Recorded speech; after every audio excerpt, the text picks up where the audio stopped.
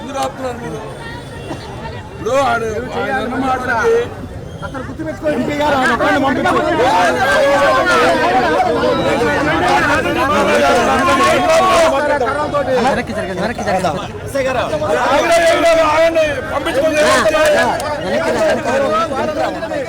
పంపించబోతే ఏమైతే అది కాదు సమస్య.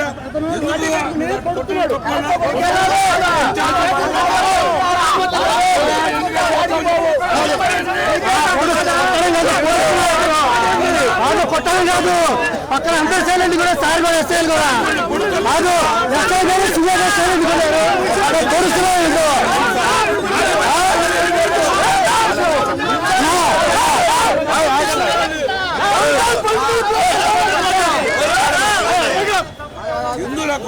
మాట్లాడేటప్పుడు మీరు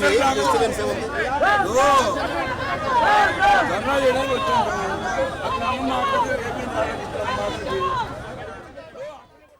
రైట్, చూస్తున్నాం గుంటూరు ఇటు కర్నూలులో నిరసనలు మిన్నెట్టుతున్న సిచ్యువేషన్ మనకు కనిపిస్తోంది. వస్తున్న వాళ్ళని పోలీసులు ఎక్కడికక్కడ అడ్డుకుంటూ ఉన్నారు, ప్లకార్డ్స్ కూడా చించేస్తున్న పరిస్థితి, కొన్ని చోట్ల లాఠీ చార్జ్ కూడా చేస్తున్న సిచ్యువేషన్. అయితే నిరసన తెలిపే హక్కు ప్రజాస్వామ్యంలో ప్రతి ఒక్కరికి ఉంటుంది.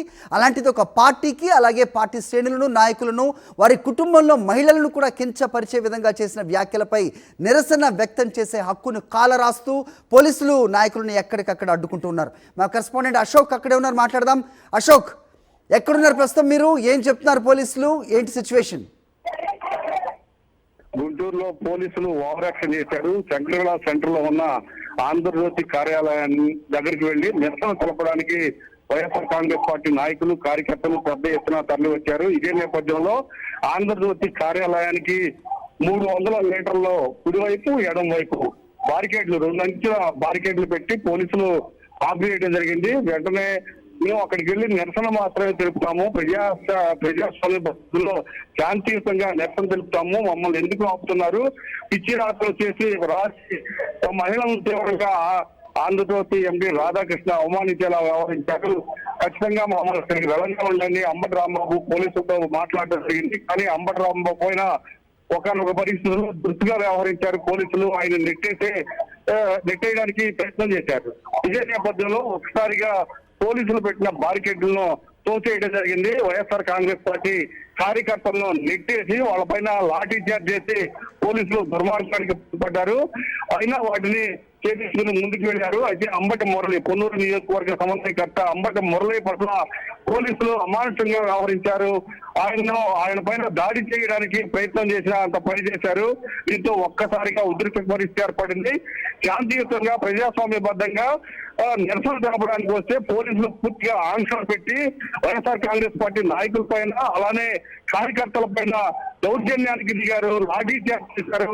లాఠీ చార్జ్ చేసి రావడానికి వీల్లేదు, ఈ చుట్టుపక్కల ప్రాంతానికి ఎవరు మీరు రావడానికి వీల్లేదు.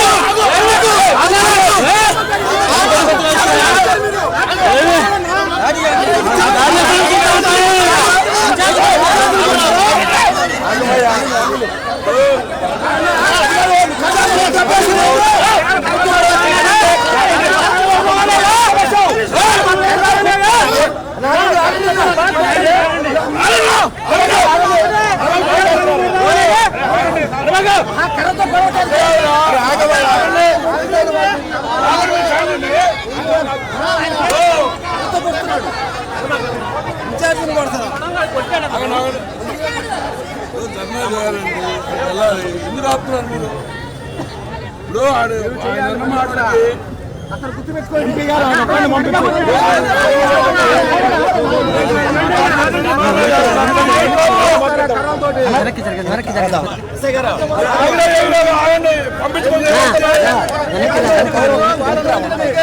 పంపించబోతే ఏమైతే అది కాదు సమస్య. దృష్టిలో పెట్టుకుని మాట్లాడినట్టు మాటలు డైవర్ట్ చేయాలనే ఉద్దేశంతో అనుచిత వ్యాఖ్యలు చేసినటువంటి రాధాకృష్ణ గారు ముఖ్యంగా ఆయన ఛానల్ని బ్యాన్ చేయాలని వైఎస్ఆర్ కాంగ్రెస్ పార్టీ తరఫు నుంచి కోరుతున్నారు. ఈరోజు మహిళలు పాపం దీక్ష చేయడానికి ఒక బ్యానర్ తెచ్చుకున్నారు. యాదృచ్ఛికమేమో తెలియదు కానీ సిబిఎన్ ఏబిఎన్ ఇద్దరు మట్టి కొట్టుకుని పోయినారు. ఆ బ్యానర్ చూస్తే మొత్తం మట్టిలో కలిసిపోయినారు. అంటే ఉదాహరణ ఏంటంటే రాబోయే 2 రోజుల్లో మహిళలు ఏ విధంగా సిబిఎన్ ఏబిఎన్ మట్టిలో కలపబోతున్నారు అనే దానికి ఇది ఒక యాదృచ్ఛికమైనటువంటి ఉదాహరణగా భావించాలా. కాబట్టి మంచిదే, భగవంతుడు కూడా ఆ విధంగా వాళ్ళిద్దరిని ఆశీర్వదిస్తున్నట్టుగా కనిపిస్తుంది. ఇప్పుడు జిల్లా మహిళా అధ్యక్షురాలు లక్ష్మీ సునంద్ గారు మాట్లాడతారు.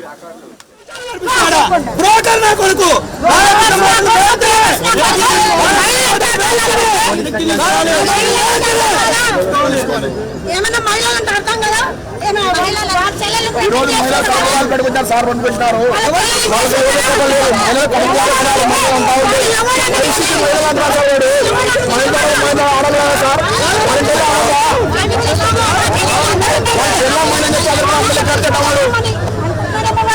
అసలు ఏం మాట్లాడుతున్నాడు? ఆ మహిళ అంటే అంటున్నాడు, చీపు చూస్తున్నాడు.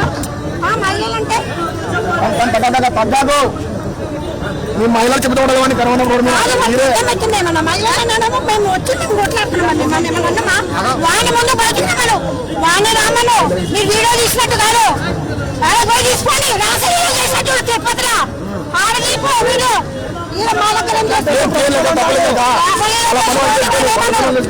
వాడొక్కడ ఆడపిల్లలను సతాంచుంటే వాని ఏమన్నా ఆడిపిల్లని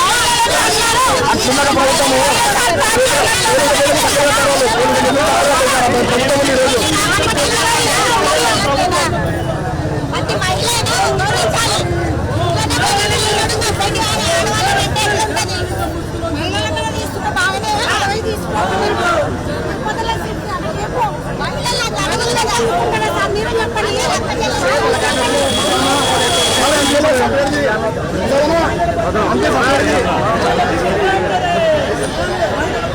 అదే